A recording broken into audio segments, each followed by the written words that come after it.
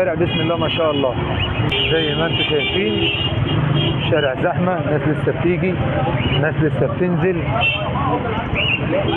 كنت حابب اعمل الفيديو ده بس مباشر بس ما حصلش نصيب، بس حبيت اشارك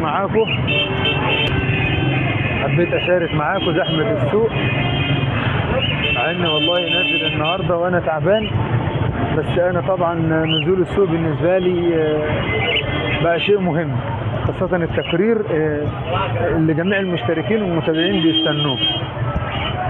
فان شاء الله ندخل لحد دخلة المعلم بشير ونشارك معاكم بقى الزحمه الحقيقيه في دخلة السوق.